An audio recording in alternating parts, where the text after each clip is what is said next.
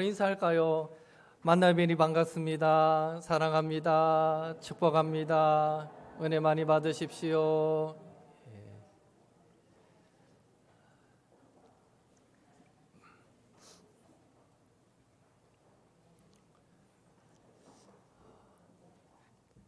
오늘은 아이성 전투의 이야기입니다.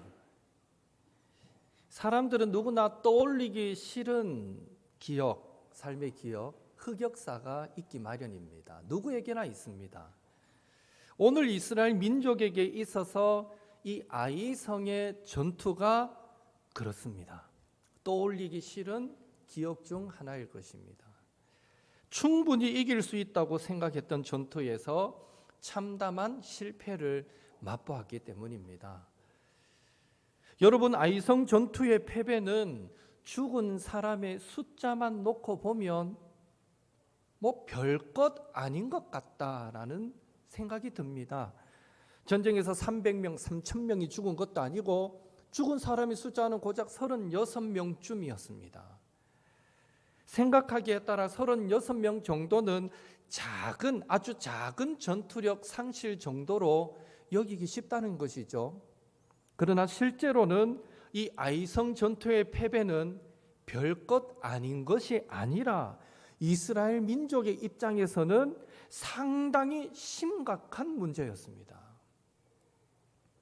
얼마나 그 문제를 심각하게 생각했으면 여호수아가 입었던 옷을 찢고 장로들과 함께 티끌을 머리에 뒤집어 쓰고 여호와의 언약궤 앞에 앉아서 해가 저물도록 있었겠습니까? 당시에 옷을 찢고 머리에 티끌을 뿌리는 이런 행위는 엄청난 비극을 만나고 재난을 만났을 때 하나님 왜 이러십니까? 우리가 깨달아야 할 것이 무엇입니까? 우리에게 죄가 있습니까? 하나님 어찌하시려고 이러십니까? 엄청난 재난을 만났을 때에 하는 행동이 옷을 찢고 머리에 티끌을 뒤집어 쓰는 건데, 지금 여호수아와 장로들이 그런 행동을 하고 있다는 것이죠. 그리고 9절에 보면 여호수아는 하나님께 호소합니다. 9절 말씀 같이 읽겠습니다. 가나안 사람과 이 땅의 모든 사람들이 듣고 우리를 둘러싸고 우리 이름을 세상에서 끊으리니 주의 크신 이름을 위하여 어떻게 하시려 하나이까 하니. 여호수아가 왜 이렇게 호소했을까요? 여러분 생각해 보십시오. 아이성 전투의 패배 전까지는 가나안 땅 7족속이 이 이스라엘 백성을, 이스라엘 민족을 두려워했습니다. 오죽하면 여리고 사람들도 싸워보기도 전에 그들의 마음이 녹았다라고 성경이 기록하고 있을까요? 요단강을 건너기 전에 하나님은 이스라엘 백성이 요단강 동편 바산 왕 옥과 또 헤스본 왕 시온을 쳐서 승리하게 만들어 주셨습니다. 또 하나님은 범람하는 요단강을 끊어버리시고 마른 땅 위로 자기 백성을 건너게 만들어 주셨습니다.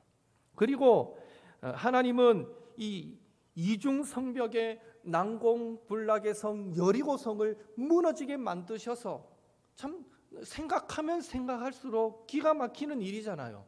그냥 그 성을 돌았을 뿐인데 그들이 믿는 신이 얼마나 대단하면 와 하고 함성을 외칠 때 성벽이 확 무너지더라. 이 소식을 다 전해 들었을 거 아니에요. 그들의 믿는 신은 참으로 대단하다. 이 모든 일들을 두고 가나안 7족속이 어떻게 생각했습니까? 야, 쟤네들 엄청난 애들이네, 이렇게 생각하지 않았겠습니까? 여호수아 5장 1절은 가나안 모든 왕들의 마음은 녹았고 이스라엘 자손 때문에 정신을 잃어버렸다라고까지 기록하고 있습니다. 벌벌 떨고 있었다는 거죠. 정신 차리지 못하고. 그런데 웬걸 그 작은 아이성 사람들에게 이스라엘 백성들이 참패하고 말았던 것입니다. 그것도 장렬하게 싸우다가 겨우겨우 이렇게 진 것도 아닙니다. 아이성 성문 앞에서 36명이 죽었을 때에 이스라엘 백성들은 뭔가 엄청난 두려움, 야 이거 이길 전쟁이 아니구나, 뭔가 엄청난 두려움을 느낀 것 같습니다. 전의를 상실한 그들은 36명쯤 죽었을 때에 걸음아 나 살려라 하고 뒤로 돌아서 적에게 등을 보이고 냅다 도망, 36개 도망을 치고 말았던 것이죠. 그렇게 도망치니까 아이성 사람들은 신이 나서 성문에서부터 스바림까지 쫓아오면서, 스바림은 깨뜨리다 부수다 이런 뜻인데요, 아마 채석장이었을 것입니다. 채석장까지 쫓아오면서 그들을 막 공격하고 몰아붙였던 것이죠. 그 일로 인해서 이전까지는 가나안 사람들이 이스라엘 백성들 때문에 마음이 막 녹아내리고 정신도 못 차렸는데, 이 아이성 전투의 패배로 이제는 이스라엘 백성들의 마음이 녹아내려버리고 말았습니다. 상황이 이렇게 되니 가나안 7족속이 이스라엘 백성들을 어떻게 생각했겠습니까? 오라 저것들 봐라, 대단한 줄 알았더니 별거 아니네, 이렇게 되지 않았겠습니까? 어디 그뿐이겠습니까? 이때다 싶어서 가나안 7족속은 당장에라도 달려들어서 이스라엘을 공격할 판이었던 것입니다. 그러니까 아이성 전투의 패배로 이젠 이스라엘 백성의 마음이 녹아서 물같이 되었고, 가나안 7족속이 이스라엘을 무시하게 되는 대단히 심각한 문제를 낳게 되었던 것입니다. 그래서 여호수아는 옷을 찢고 장로들과 함께 머리에 티끌을 뒤집어 쓰고 하나님의 언약궤 앞에서 하나님 어떻게 하시려고 이러십니까? 하고 엎드려 기도했던 것입니다. 우리는 오늘 이스라엘 백성이 왜 이런 패배를 당해야 했는지 생각해 보기를 원합니다. 실패의 원인을 찾는 것이 실패를 딛고 일어서는 첫걸음이 되기 때문입니다. 왜 이스라엘은 아이성 전투에서 패배할 수밖에 없었을까요? 첫째로 이스라엘 백성이 하나님의 말씀을 어겼기 때문입니다. 하나님의 말씀을 어겼기 때문입니다. 하나님은 이스라엘 백성에게 여리고성과 싸울 때에 그 성 안에 있는 것을 손대지 말고 온전히 바치라, 이렇게 명령하셨습니다. 여호수아 6장 18절 같이 읽겠습니다.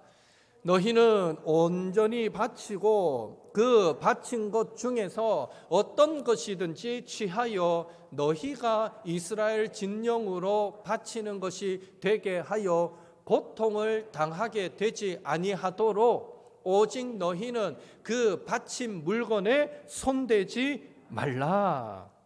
여기에 온전히 바친 물건이라는 이 말은 히브리어로 헤렘이라는 단어입니다. 헤렘. 이 헤렘의 뜻은 바쳐진 것, 봉헌된 것, 금지, 저주, 이런 다양한 뜻이 있습니다. 따라서 하나님께서 여리고성을 취할 때에 모든 것을 온전히 바치라 하신 것은 여리고성의 모든 것이 하나님께 봉헌되었다. 즉 하나님의 소유가 되었으니 손대지 말고, 살아있는 것이라면 다 죽여서 하나님께 드리고 무생물이라면 여호와의 곡간으로 드리라 라고 하나님이 명령하셨던 것입니다. 하나님은 모든 전쟁에서 헤렘을, 그 성의 모든 것을 하나님께 온전하게 바치기를 요구하시지는 않으셨습니다. 특별한 의미가 있을 때에 이 헤렘을 요구하셨는데, 아마도 여리고성은 하나님의 진멸의 대상이 될 만큼 그런 심판을 받을 정도로 죄가 가득했던 성이었을 것입니다. 또한 여리고성은 이스라엘 백성이 요단강을 건너고 처음으로 약속의 땅에서 만난 성이기에 처음 것을 구별하는 의미로 하나님께 온전히 바칠 것을, 헤렘할 것을 요구하셨다라고 우리는 이해할 수 있습니다. 이유야 어찌 되었든지 간에 분명한 사실은 하나님은 이스라엘 백성에게 여리고성을 헤렘하라, 온전하게 바쳐라 라고 명령했습니다. 그런데 결과는 어떻게 되었습니까? 잘 아시는 대로 여리고성 그 전쟁에서 승리했습니다. 그리고 여리고성의 99.99%는 하나님께 바쳤지만 0.01%, 굳이 비유하자면 그래요. 0.01%가 하나님께 바쳐지지 않았습니다. 1절, 오늘 본문 1절 말씀 같이 읽습니다. 이스라엘 자손들이 온전히 바친 물건으로 말미암아 범죄하였으니 이는 유다 지파 세라의 증손 삽디의 손자 갈미의 아들 아간이 온전히 바친 물건을 가졌음이라. 여호와께서 이스라엘 자손들에게 진노하시니라. 바로 아간이 하나님께 온전히 바쳐져야 할 그 물건을, 하나님의 소유를 도둑질하고 말았던 것입니다. 그래서 하나님은 진노하며 말씀하십니다. 11절 같이 읽습니다.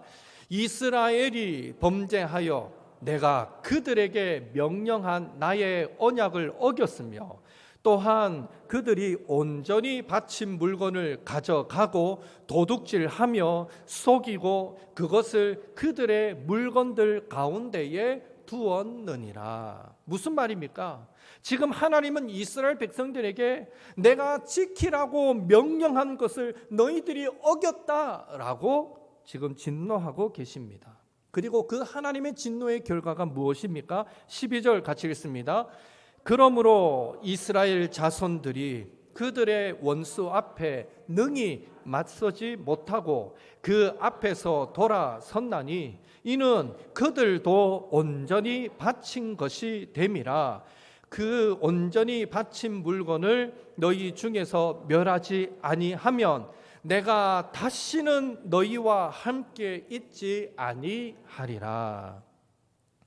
아간의 도둑질로 인해서 하나님께 온전히 바쳐야 할 그 물건이 바쳐지지 않자 하나님은 아간이 도둑질한 그것을 대신하여서 이스라엘을 온전히 바쳐지는 대상으로 삼으셔서 아이성 전투에서 패배하게 만드셨다라는 것입니다.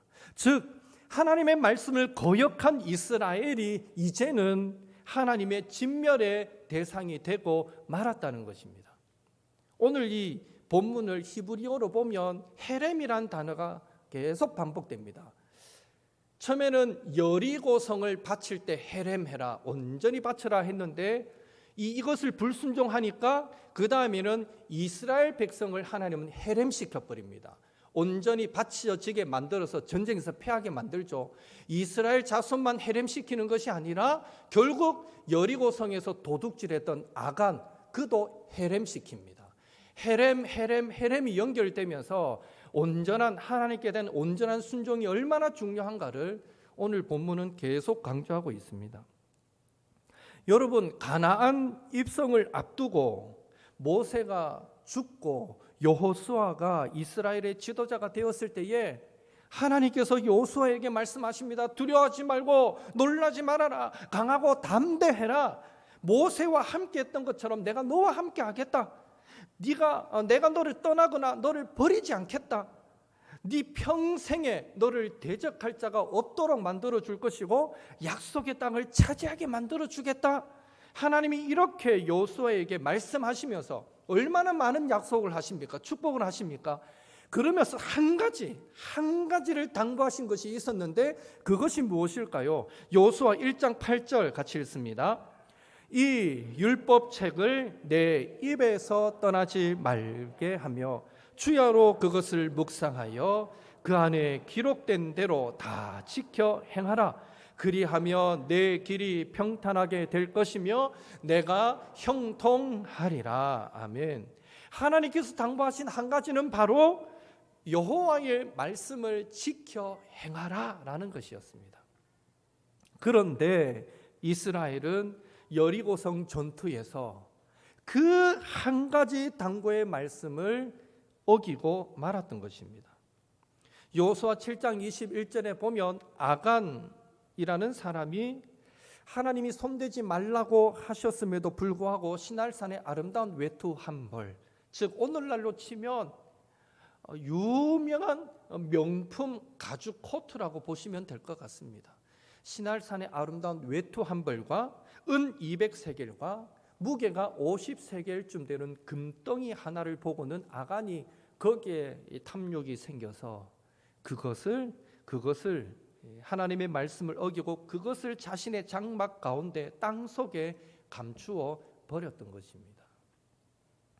오늘 아간의 이야기는 우리의 삶을 비추는 거울과 같습니다.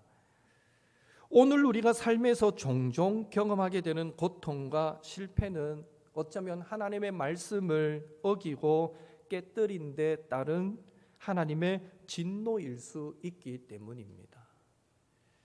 하나님께서 하나님 외에 다른 신을 섬기지 말라 하셨는데 우리는 그런 분들 없지만 간혹 점도 보고 제사도 지내면서 그 말씀을 어기는 분들이 계십니다. 하나님께서 우상을 만들지 말라 하셨는데 하나님보다 더 사랑하는 것을 만들어 그 말씀을 어깁니다.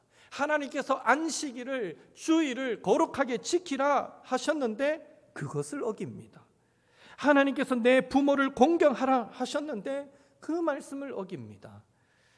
하나님께서 도둑질하지 말라 하셨는데 하나님께 드려져야 할 그 헌금을 온전하게 바치지 못한다거나 사람과의 관계에서 부정하게 재물을 끌어모음으로 그 말씀을 어깁니다.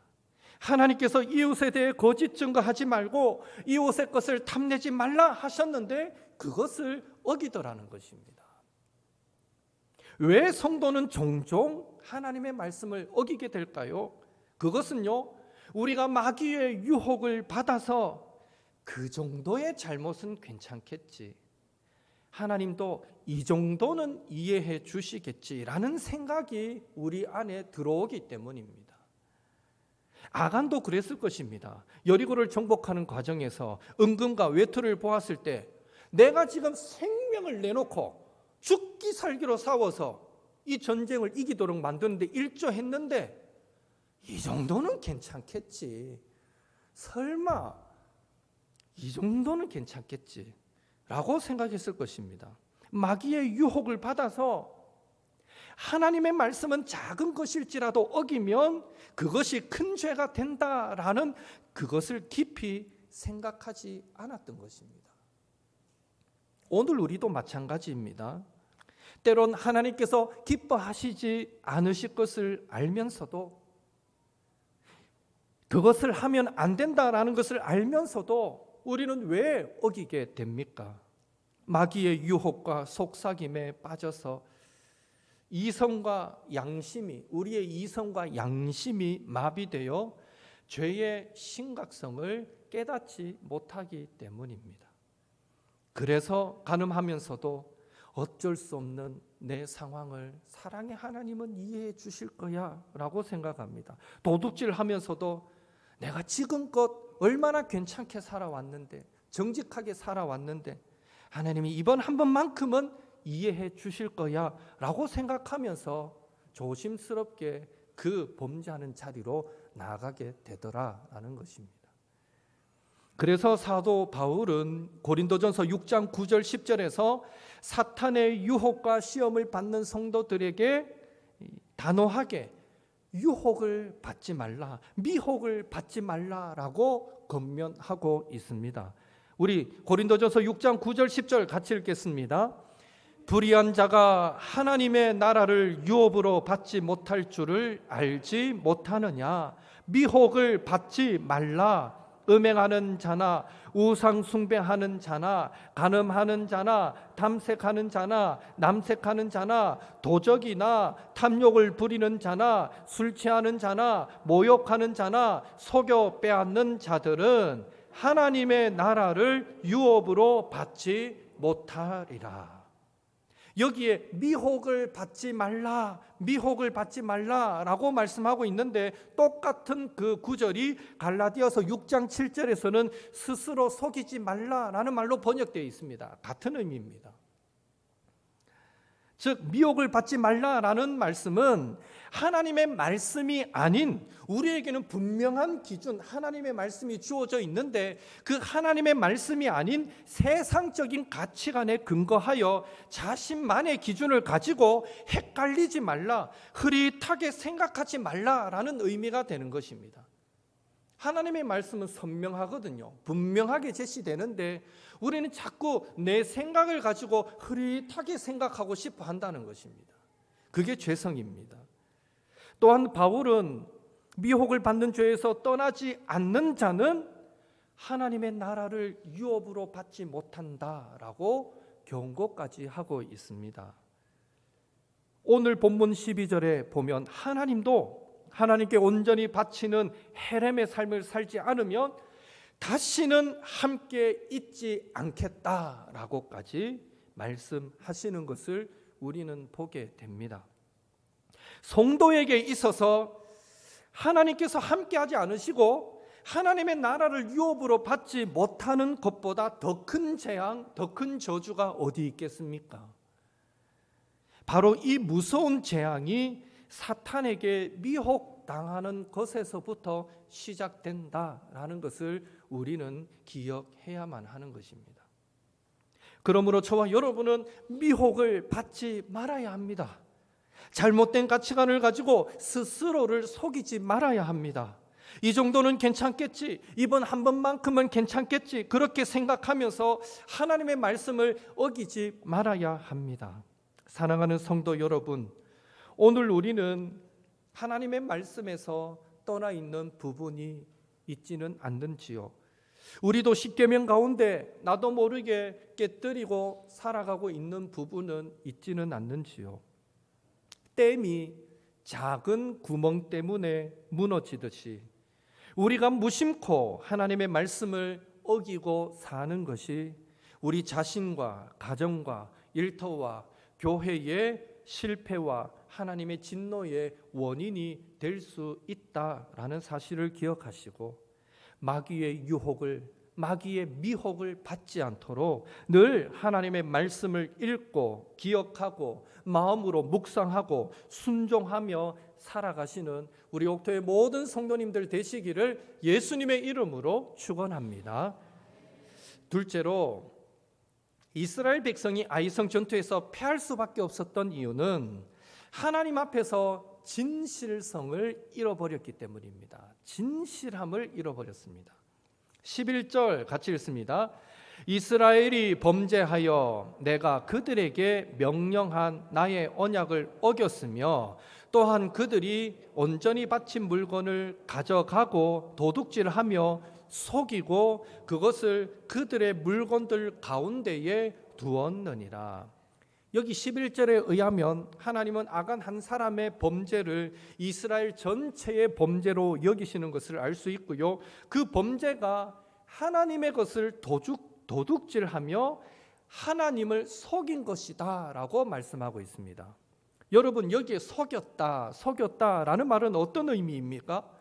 훔쳐놓고 안 훔친 척 했다, 이런 의미입니다. 그리고 훔친 물건을 그들 가운데에 두었다라는 말은요, 위장시켰다, 위장했다라는 의미가 됩니다. 그러니까 아간은 외투와 은금을 안 훔친 척 하면서 아무도 알아볼 수 없게 위장시켰던 것입니다. 즉 아간의 장막은 거짓과 위선으로 꾸며져 있었다라는 것입니다. 그리고 그 거짓과 위선이 가득한 곳에, 진실함이 사라진 그곳에 하나님의 심판이 임했던 것입니다. 그런 의미에서 성도는 하나님 앞에서 진실성을 잃어버리면 끝이다라고 생각하며 살아야 합니다. 하나님의 마음에 합했던 다윗도 우리아의 아내 밧세바, 그 밧세바와 간음한 후에 잃어버렸던 것은 진실성이었습니다. 다윗도 자기가 범죄하지 않은 것처럼, 밧세바의 뱃속의 아이가 자신의 아이가 아닌 것처럼 거짓으로 위장하려고 꾸미려고 하지 않았습니까? 결국 다윗의 그 거짓과 위선이 충성된 신하 우리아를 죽이는 죄까지 짓게 만들었던 것입니다. 시편 51편 10절에 보면 다윗은 그 영적인 더러움에서 뒹굴다가 드디어 정신을 차리고 하나님 앞에 회개 기도하는 내용이 나오는데 뭐라고 기도하고 있습니까? 우리 시편 51편 10절 같이 읽습니다. 하나님이여 내 속에 정한 마음을 창조하시고 내 안에 정직한 영을 새롭게 하소서. 한마디로 하나님 나에게 진실함을 회복시켜 주옵소서. 내가 하나님 앞에 진실되지 못했습니다 라고 회개했던 것입니다. 바라기는 마음의 중심을 보시는 그 하나님 앞에 우리의 삶을 거짓과 위선으로 꾸며서 하나님의 심판에 이르지 마시고 진실함으로 채우셔서 하나님의 도움과 구원에 이르시는 우리 옥토의 모든 성도님들 되시기를 예수님의 이름으로 축원합니다. 셋째로, 이스라엘 백성이 아이성 전투에서 패배할 수밖에 없었던 이유는 하나님이 함께하지 않으셨기 때문입니다. 12절 후반절 같이 읽습니다. 그 온전히 바친 물건을 너희 중에서 멸하지 아니하면 내가 다시는 너희와 함께 있지 아니하리라. 아이성 전투의 패배가 하나님이 함께하지 않으셨기 때문이다 라는 이 말은 바꿔 말하면 우리 성도의 형통과 승리와 성공은 우리 자신의 노력과 능력으로 되는 것이 아니라 하나님의 함께하심으로 된다라는 의미인 것입니다. 블레셋 왕 아비멜렉, 그 아비멜렉이 아브라함을 두려워하고 아브라함과 더불어 언약을 맺은 것은 하나님이 아브라함과 함께 하심을 보았기 때문입니다. 야곱이 무사히 외삼촌 라반의 집으로 갔다가 다시 고향으로 돌아올 수 있었던 것도 하나님이 함께 하셨기 때문입니다. 요셉이 애굽에 팔렸지만 친위대장 보디발의 집에서 그리고 결국 애굽의 총리가 될 수 있었던 것도 하나님이 함께 하셨기 때문입니다. 모세가 애굽의 바로와 겨루어서 이길 수 있었던 것도 하나님이 함께 하셨기 때문입니다. 여호수아가 여리고성과 싸워서 이길 수 있었던 것도 하나님이 함께 하셨기 때문입니다. 또 이후에 보면 다윗이 골리앗과 싸워 이기고 가는 곳마다 승리하여 결국 통일 왕국을 이룰 수 있었던 것도 하나님이 함께 하셨기 때문입니다.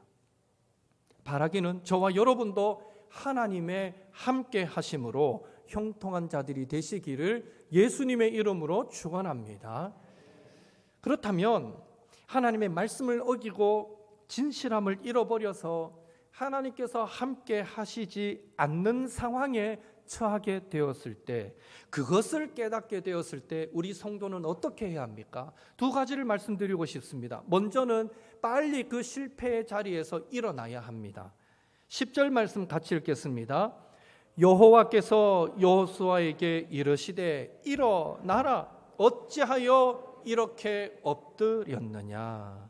아이성 전투의 패배로 낙심한 여호수아가 옷을 찢고 장로들과 함께 티끌을 머리에 뿌리고 그렇게 언약궤 앞에 엎드려져 있을 때, 하나님 앞에 엎드려져 있을 때 하나님께서 주신 말씀은 일어나라, 일어나라, 어찌하여 이렇게 엎드렸느냐라는 말씀입니다. 일어나라는 것입니다.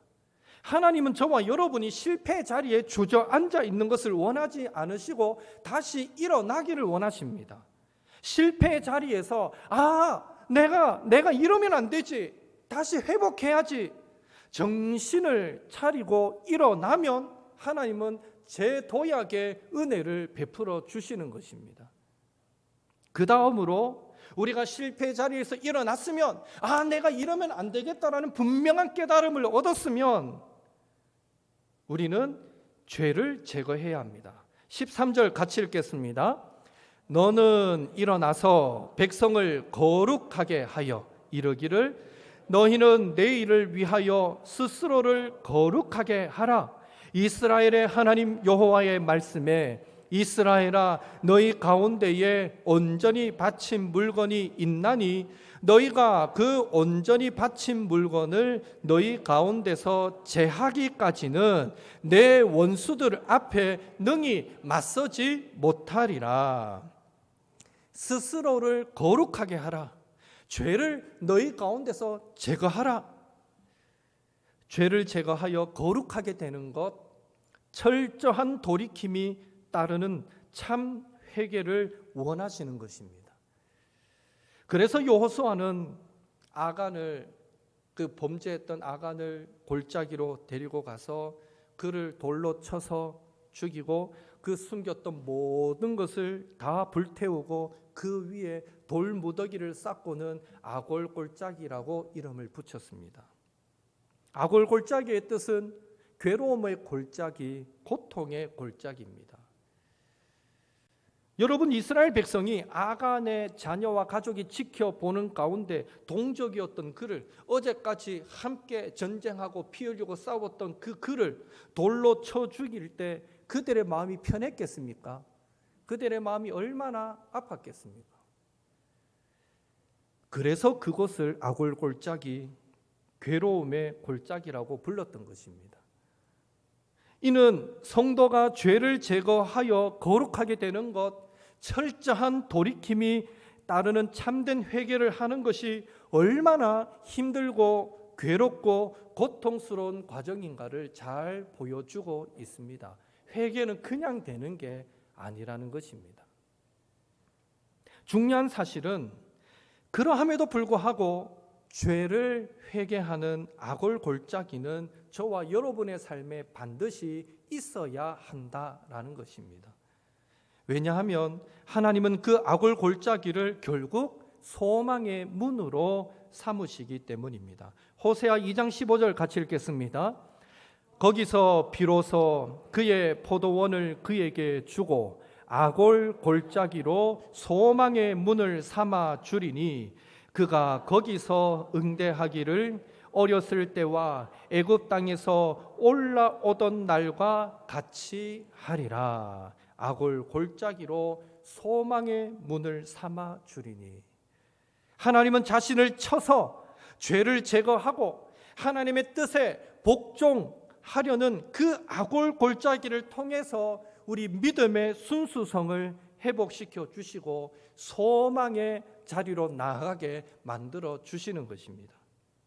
오늘 우리의 삶에도 혹 실패의 자리가 있습니까?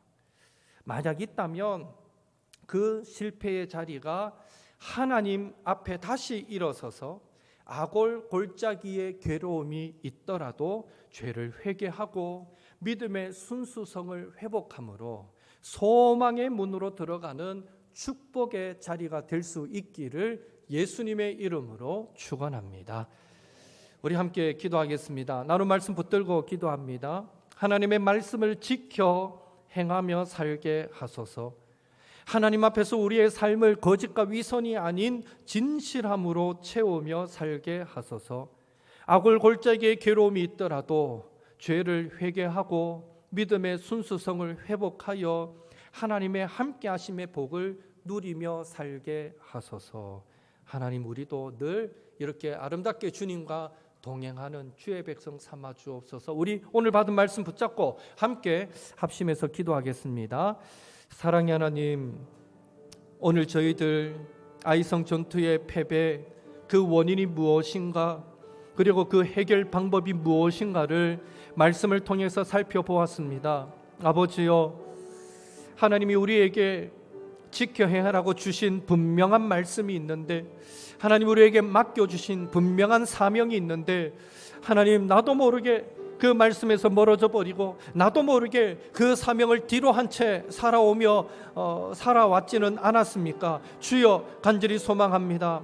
하나님은 하나님의 말씀을 어겨버렸던 이스라엘 백성들, 그들에게 아이성에서의 패배라는 엄청난 수치를, 엄청난 고통을 그들에게 허락해 주시는 것을 보았습니다. 그러나 주여, 그것을 통해서 이스라엘 백성은 진정 그들의 순수함을 회복하였고, 하나님과의 바른 관계를 회복하였고, 아름다운 믿음을 회복할 수 있었음을 바라보게 됩니다. 주여, 결국 그들이 하나님의 말씀에서 떠나버렸을 때 이런 고통의 과정이 있었던 것을 기억합니다. 간절히 소망하기는 우리 모든 옥토의 성도들 하루하루를 살아가실 때에 늘 하나님의 말씀과 동행하는 자들이 되게 도와주시옵소서. 우리가 얄팍한 인간의 생각으로 아버지 사탄 마귀의 미혹과 유혹을 받아서 잠깐 잘못 생각하고 아버지여 범죄하는 자리로 나아가게 될 때에 그만큼 우리는 돌아가야 되고, 그만큼 우리는 또 하나님의 아버지여 경고하심을 맛볼 수밖에 없다는 것을 기억하게 도와주시고, 하나님 두렵고 떨림으로 늘 우리가 하나님의 말씀을 지켜 행하며 살려고 몸부림치는 주의 백성들이 되도록 주여 도우시고 역사하여 주시옵소서. 하나님은 거짓과 위선으로 꾸며졌던 그 악안의 장막을 아버지 불태워 버리셨습니다. 하나님, 오늘 우리도 거짓과 위선으로 아버지 우리 삶 가운데 채워지게 될 때에 하나님은 우리를 결코 죄 없다 하지 않으시고 경고하실 것입니다. 아버지, 소망하기는 늘 우리의 삶 속에 진실함으로 채워가는 주의 백성들이 되게 도와주시고, 어떻게 하든지 말씀 붙들고 살아가려고 몸부림치는 주의 백성들이 되게 하셔서 하루하루 하나님의 영광을 나타내고 하나님께서 약속하신 복을 누리며 살아가는 우리 모든 성도들이 되도록 주여 도와주시옵소서. 혹 아버지 우리가 아버지 지었던 죄를 회개함에 있어서는 때로는 아버지 내 팔다리를 끊어내는 것 같은 그런 고통도 아픔도 아버지 있을 수 있습니다. 그러할지라도 아골골짜기의 괴로움이 있을지라도 하나님이 정말 회복하기를 원하시는 부분이 있다면 기꺼이 우리들 하나님 앞에 순종하게 도와주시고, 자복함으로 회개함으로 하나님 앞에 나아가게 도와주시고, 하나님이 우리에게 기대하시는 그 믿음의 모습을 온전하게 회복하게 도와주셔서 하루하루 아버지 이 땅에서도 이 땅 위에 하늘나라 주님과 동행하며 살아가는 주의 백성들이 될 수 있도록 주여 도우시고 역사하여 주시옵소서. 하나님 도와주시옵소서. 아버지요, 하나님의 말씀에서 멀어졌을 때 그만큼 이스라엘 백성들은 하나님의 사람 책찍 인생 막대기를 통해서 돌아가는 시간을 가지며 다시 믿음의 순수성을 회복하는 과정을 밟는 것을 보았습니다. 주여, 똑같은 실수를 저희들 반복하지 않도록 도와주옵소서. 늘 하나님의 말씀에 순종하며 살게 하옵소서.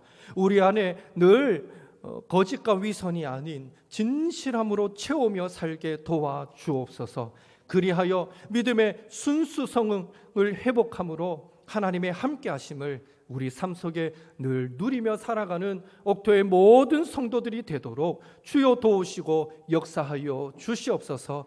때로는 내가 이것은 잘못이라는 것을 알면서도 결단하지 못했던 부분이 있습니까? 하나님, 아골 골짜기의 괴로움이 있더라도 하나님, 내가 팔다리가 성한 채로 지옥에 던져지는 것보다 내 팔 한쪽이 떨어져 나가더라도 천국에 들어가는 것이 더 복되다고 주님 가르쳐 주셨는데, 그 말씀을 기억하고 아골 골짜기의 괴로움이 있더라도 잘못된 모습은 어떻게 해서든지 끊어버리려고, 지워버리려고, 나에게서 멀리하려고 몸부림치게 도와주시고 늘 아름다운 거룩한 주의 백성으로 주님과 동행하며 살아가는 옥토의 모든 성도들이 되도록 축복하여 주시옵소서.